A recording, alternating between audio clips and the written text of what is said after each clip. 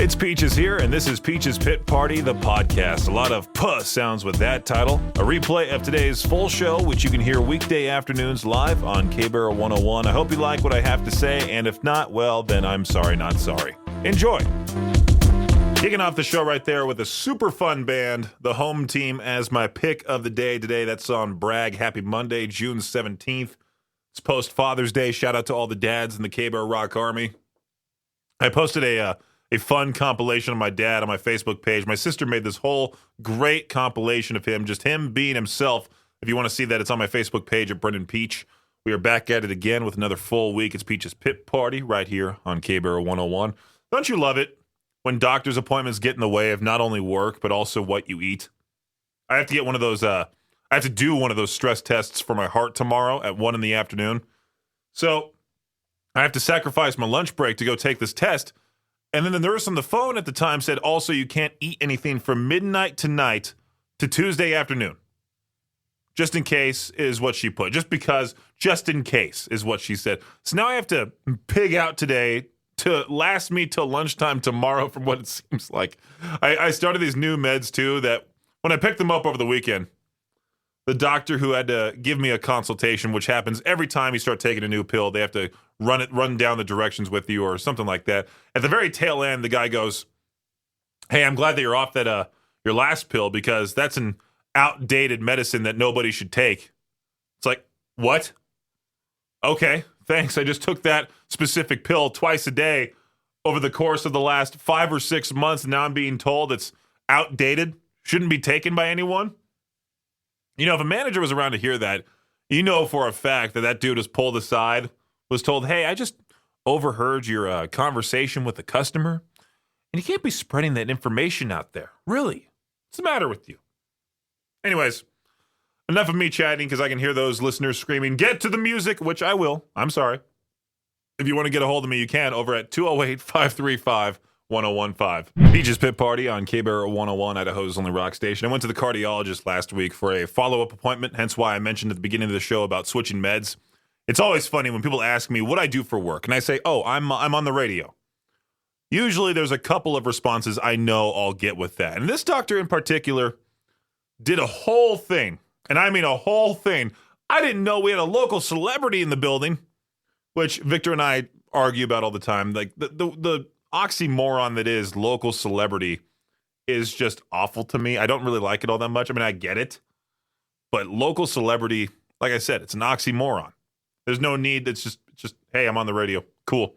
And what's funny is that then the doctor left the room because that was the end of the appointment and the whole thing. And he has 2 followers with them. One of them's a scribe and all that. And I have to wait for the nurse to come back in, give me my paperwork, and show me the way out. So I'm sitting there in the room. And one of the last things that was said was, hey, I'm on the radio. So they exit. And then I hear the staff on the other side of the wall, right behind the door. I can hear them going, this guy said he's on K-Barrel. What station is that? Is that 101? What do they play?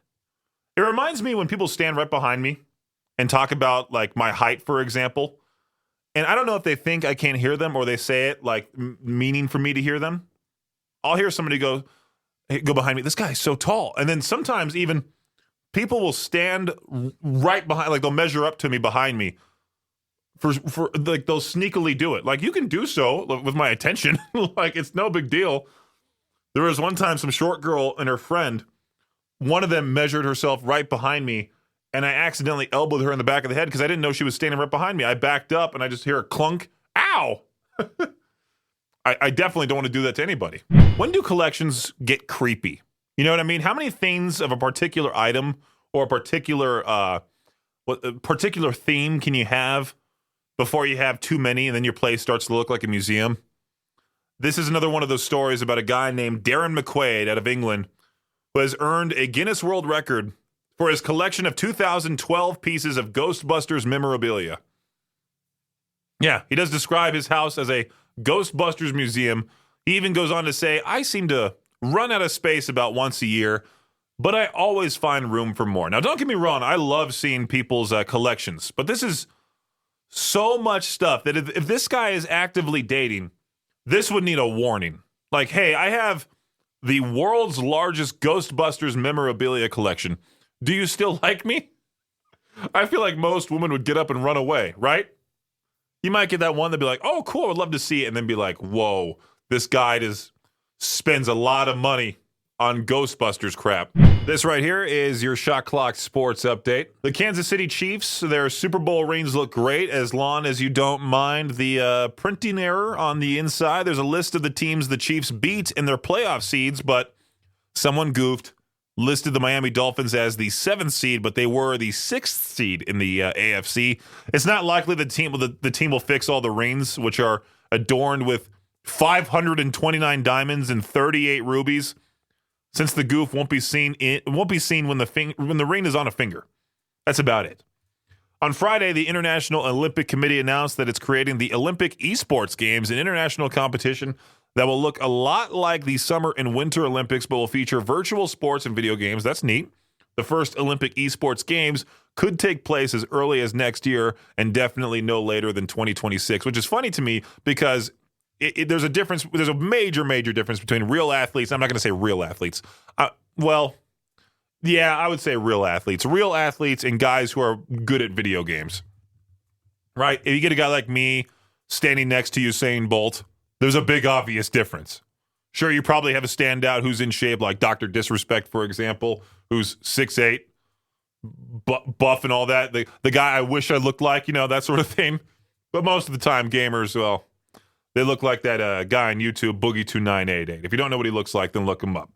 A mechanic in England named Dylan Phillips broke a Guinness World Record when he drove his motorized wheelbarrow. And we talked about this story. At a top speed of 52 miles per hour. Now, Phillips admitted that driving the wheelbarrow at such high speeds is both uncomfortable and terrifying. Oh, really? But also feels on top of the world. Again, why would you ever want to drive a wheelbarrow 53 miles per hour unless you're starting something like the Extreme Redneck Games, which I would totally watch. And that does it for your Shot Clock Sports Update right here on KBR 101. Considering it is now the start of summertime, many people around here and worldwide are going to be traveling, visiting many different places. One of the more popular tourist attractions in China has now installed timers above the cubicles in the bathroom, showing exactly how long the door has been locked for. This place, the Yungang Buddhist Grottos, wow, I butchered that name, which welcomes millions of visitors every year. They're now being criticized by lots of people who think the timers have been installed to limit people's use of the bathrooms. But a staff member told a local newspaper that it was to cope with the increase in tourism there, which I doubt. I like this idea quite a lot, though. I think we should not only also install these in the cubicles and bathrooms here, but also in the drive-thrus to keep those slow customers from, being slow. And they either get their order taken or the speaker just shuts off. And we also need this in Los Angeles right away. The one thing I truly dislike about visiting back home is that all the bathrooms everywhere, you have to enter a code to use them. And usually you need to purchase something in order to go inside. It's to keep the homeless people out of there, and I get it. But why not just get rid of the stupid code procedure? Install this instead, huh? So that way if a homeless person goes in there, decides to chill out, the clock strikes 0, it rigs a giant horn sound that annoys the crap out of the person. The clock is also rigged with water guns to spray them till they leave. And maybe for extra pizzazz, why not a boot that comes out of the wall and physically kicks anybody out that takes too long? Huh? Or what also could be funny too is potentially they just rig the doors to open when the clock hits 0. Just whoosh, and then you get exposed for taking too long. Peach's Pit Party on KBR 101. I believe Victor talked about this on his morning show on Friday. You can listen to his previous shows on the Viktor Wilt Show podcast. You can also hear my show via the podcast form, wherever you get your podcasts. He talked about this one particular subject, things that are a huge waste of money. I would ask something like this for to peach their own, but what some may think are giant wastes of money, others may think are completely worth it. My buddy Braxton and I have talked about this many times, that he thinks collecting sneakers is stupid. He has downright said that in front of me, which I'm a sneaker collector, or I used to be at least. I have a whole bunch of sneakers, and if I had the extra money now to just buy shoes, I would totally get myself more sneakers and clothes overall. I'd have a closet full of band t-shirts and sneakers. Now, I won't be that guy that has a bunch of obscene band t-shirts because I'd be too embarrassed to walk around in public with those on. I wouldn't want to go to like my Uncle Sonny's house, for example, with a heavy metal t-shirt on and I have to explain to him and my Aunt Lori what Sangui Sugabog is, and then I'll play them a snippet of a track, and of course they'll hit me with the, can you even understand what that guy's saying? Another prime example of huge wastes of money are jewelry to me. Like, why do you need an expensive chain around your neck? Because you can easily get mugged and that chain could get stolen off of you. Plus, what if you lose it? And that's a few grand down the drain. I think way too deeply into finding these questions for to each their own, but I have to think like this because this question is subjective, big time. Well, the segment is called To Peach Their Own, so maybe I could ask it this week. K-Bear 101, Peach's Pit Party. We literally just talked about one question, and now we move on to another question from Ask Reddit. Well, this is actually from the Radio Prep. The Radio Prep linked me to Ask Reddit. What hobbies instantly make someone more attractive to you?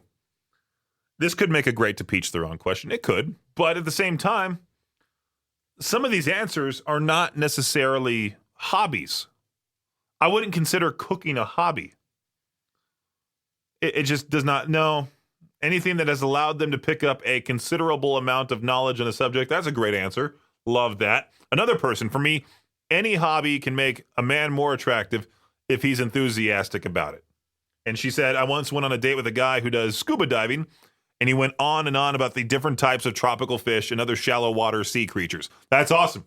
Some guy who's very passionate about what he does. Writing. Well, writing, I feel like it could be great or cringy. Like if you are starting to see somebody and they're heavily into writing, they start writing you poems and stuff, these cheesy poems. That's borderline cringe in most cases. Even art right here, I don't care if they're bad or good, just doodle or sculpt statues. I do like that. I love any type of horrible painting night. If you're both bad at it, that'd be fun. Josh and Chantel just did something like that for their classy morning show. And the paintings they made of each other are downright horrible. They're better than what I would do. That's for sure. Peach's Pit Party on K-Bear 101. This is awkward. I just talked about this stuff last week. Portland, Oregon was recently crowned the best city for naked bike riding because of its relaxed laws regarding public nudity and naked biking events. But just days after being crowned as the best city for nude bikers, organizers of the annual Portland World Naked Bike Ride canceled the event. Yeah, saying they got a late start on organizing it, aren't going to be ready in time. The event has taken place since 2004 and attract thousands of naked bikers. I do like their honesty. I really do. I love how they just said, hey, we were late in organizing it, our fault. It's not like what bands usually put out there due to personal matters or just breaking news, tours canceled. We'll tell you about the reasons why later. No, they're just like, nope, too late to start this thing up. We'll just focus for the Portland Naked Bike Ride in 2025. K-Bear 101, Victor joining the show during the 5 p.m. hour. Look That's at right. you. I'm turning into you. I just come back to work. Yeah. Why did you have to insult me, huh? Why is that an insult? Calling me an overachiever? Calling me a kiss butt? No, I'm calling you a fool. What are you doing? Take some time off, buddy. We can't pretend like you're actually here live during the 5 p.m. hour because there was a couple of listeners who messaged me concerned about you. They're like, tell them to go home. Yeah. No, I am home right now. I'm probably sitting on the couch watching TV. And I wanted to talk to you about this because I think you mentioned something about like an artificial intelligence sort of candidate for politics. Yes, they've got my vote. Did you see the one here? No.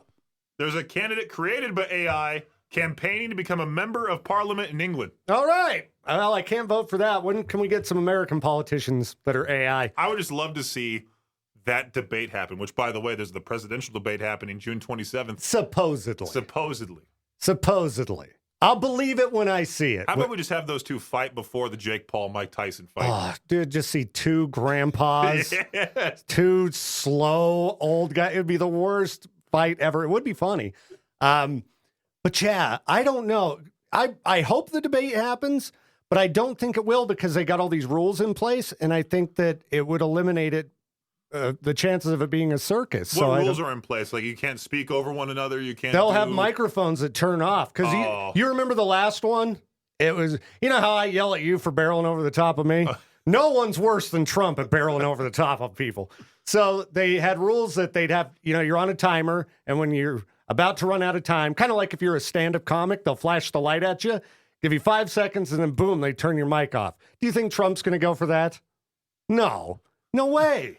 So I really hope there's a debate because I want to see those two old fogies, no, but you're old. Oh, no, you're old. But I would love to see not only that, but then also a third member come out, and it's you with a laptop that's created an AI candidate to run for president. It would win. If an AI, if Chat GPT was to debate Trump and Biden, Chat GPT would be voted president of the United States. I'm pulling up Chat GPT right now.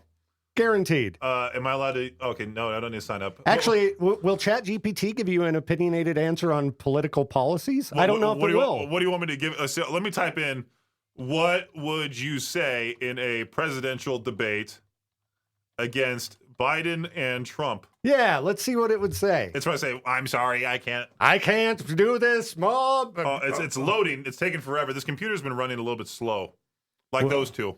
That's right. Oh, hello, Sonny. Can't believe we've got. Should I refresh it? It's taking forever. Yeah, I don't know if it would. It probably needs specific debate questions. So maybe that's what would be funny is when the moderators ask questions, like we what? punch them into Chat GPT.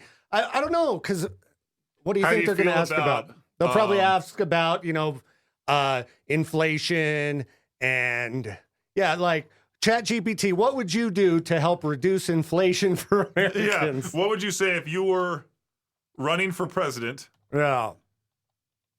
Because the thing that's funny is against your policy combating inflation. Because I don't think the president can do anything about inflation. It's not working.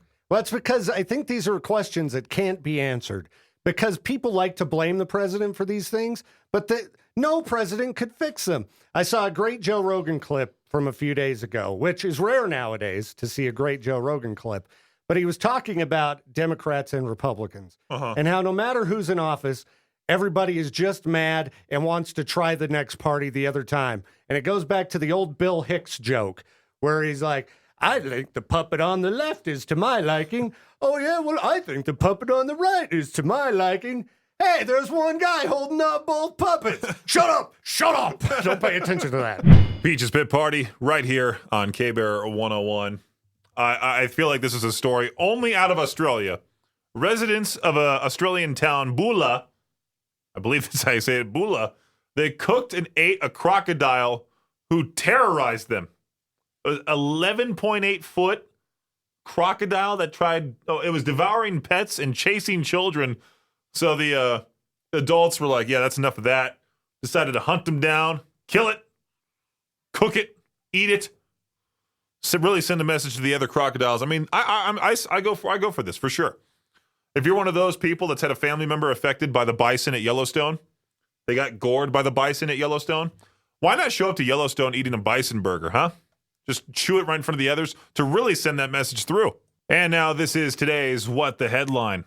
I do like the joke with this one here. Burglaries have become unbearable. The town of Sierra Madre, California, they have a burglary problem and a repeat offender on the loose. And it's a single intrusive black bear that keeps breaking into homes and stealing food. Residents are accustomed to seeing bears in the neighborhood, and there have been several home break-ins over the past several months. There's one hungry bear that managed to invade 5 houses in just a 2-hour period last week. In one encounter, a woman was home, had to lock herself in a bedroom and hide until the bear left. This guy's going for the speed run. That's about it, really. This bear can only be driven away from the neighborhood if everybody in the neighborhood just put like what I would consider a bear scarecrow in their front yard. Decided to get a taxidermied, maybe even just a bear head on the wall on the outside of the house, just to, again, send the message like what I just talked about during that later part of the last hour about eating a bison burger in front of the bison at Yellowstone, or killing and cooking and eating the crocodile that's been terrorizing the home or the town in Australia. Why not put a bear head on the outside of your house to really say, hey, don't rob me or you'll be number 2? Idaho's only rock station, K-Bear 101. Recently, we've had a lot of famous old people complain online for some reason, just decide to start whining about certain things. Jerry Seinfeld was the first guy to start saying that, men aren't manly enough and that comedy's not funny anymore. There's no real funny show like Seinfeld back in the day, which there is. It's Always Sunny in Philadelphia. Even got things like Family Guy, South Park out there that are highly offensive to most. But then he had also the Who's Roger Daltrey yell at his fans for looking up the set list before a show. And now, I don't know if this is complaining. I think Billy Corgan is just talking about fans complaining. Billy Corgan used a copy of a Smashing Pumpkins set list to shut down fans' complaints over an interview where he said if he didn't feel playing one of the band's hits, he wouldn't, which totally makes sense. Earlier this month, Corgan told Kerrang!, I don't play any songs I don't want to play. I don't care if they're a classic or not. If I don't want to play it, I just don't play it. Corgan posted a photo of their set list Friday in Wales with the caption, I want to address the elephant in the room about Smashing Pumpkins not playing the hits or fan favorites. Did I say favorites weird? Favorites. Just going to leave this here. Here is Smashing Pumpkins not playing the hits in Glasgow. Does anyone know any songs on this playlist?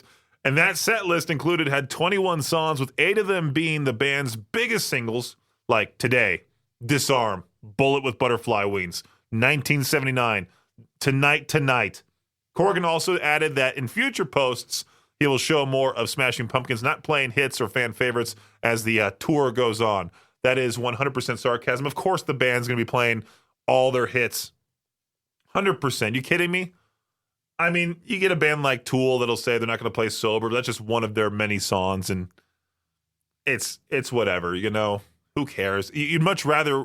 I feel like if I were a person going to see a band like Metallica, I would love to see their deeper cuts.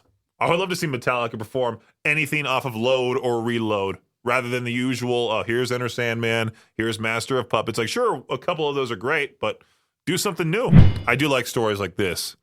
The greatest of Danes, an enormous Great Dane in Iowa named Kevin, who was named after Macaulay Culkin's character in the Home Alone series, has been awarded the Guinness World Record for being the world's tallest living dog. Kevin was officially measured at 3 feet 2 inches tall from his feet to the back of his neck, just above his shoulders. And he's only 3 years old. He's almost a foot taller than the average Great Dane. And Great Danes are already big enough. Imagine this guy being walked by his owner. His owners, Tracy and Roger, says he loves to snuggle. Scared of most things, especially the vacuum. Isn't that funny? The biggest dogs are the ones who are usually most afraid of little things. Like you see those videos all the time of those ferocious looking pit bulls being terrorized by cats who live in the same house. But then you see little Chihuahuas, Pomeranians, Yorkies just being little vicious creatures. Kind of reminds you of Victor and I. Victor's that little Chihuahua that just yaps all the time. Then you get me, who's afraid of everything. I'm not watching a movie in the dark, a scary movie in the dark. You kidding me? I'll run to my bedroom,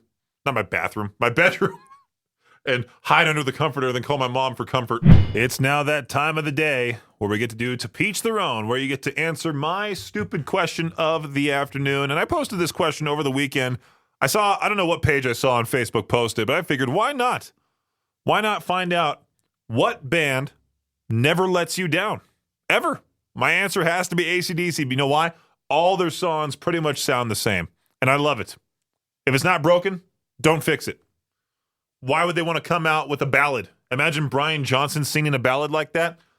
AC/DC as a group, love those guys, and I cannot wait for them to release their final album. They were talking about it, and it's going to be real sad to see that be the last ever album from those guys. And I mean, Brian Johnson did this song recently with Slash, and I played it on the air. It's one of the worst things I've ever heard, but I don't count that as an AC/DC song. I count that as a Slash song featuring Brian Johnson. So answer my question. What band never lets you down? Call into the show right now at 208-535-1015. There we go. Somebody calling in. How's it going? How's it going, Peaches? I cannot leave you hanging, so I'm going to give you 2 answers of the 2 bands, or the bands that are always a great show to watch. What are those 2 answers? Number one to be Korn. Those guys put on a great show. Unfortunately, haven't seen them live yet, but I do know they're coming to Salt Lake City and Boise in October, so I might need to... Are you kidding me? What? That they're coming to town? They're coming to Boise and Salt Lake City, yeah. Close enough to town. Yeah, with Gojira and Spirit Box. Or are you kidding me with Gojira? Holy, well, then now I have to go see that concert. Yeah, I'm glad I reminded you, or I'm glad I broke the news to you, I guess. Yeah, fantastic. I mean, you can't ask for a better show. Gojira and Korn, oh my goodness. Yeah, I need to find out where exactly it's at. I think I'm scrolling down here. There we go. The Ford Idaho Center Amphitheater in Boise, and then the Delta Center in Salt Lake City. How's the Delta Center? You been there? I've been by the Delta Center. I've been to the depot right by there, but haven't been inside. I think that's where the Utah Jazz play. Is that the Delta Center? Okay, because I know Korn works a lot better when they got a more acoustics. Amphitheaters I don't think work well. Well, the Ford Idaho Center Amphitheater, I think that's just the Ford Idaho Center now. I don't think that's it's an amphitheater anymore. I think it's just the indoor venue, at least, because I was there for Ghost and Volbeat. So, I mean, I think it's just an indoor arena. I think it's just the arena tour they're doing. Oh, the other band I was going to say was friggin', oh my God, I can't believe I'm spacing on them, but wow, I cannot believe I'm spacing on them. It's okay. We got Korn. You were so distracted by the Korn news. I was. Oh my goodness. Thanks for listening to Peach's Pit Party, the podcast. If you enjoy the show, please share, subscribe, and rate the podcast. Peach's Pit Party is hosted by me, Peaches, and is a production of Riverbend Media Group. For more information or to contact the show, visit riverbendmediagroup.com. Until next time, Peach out.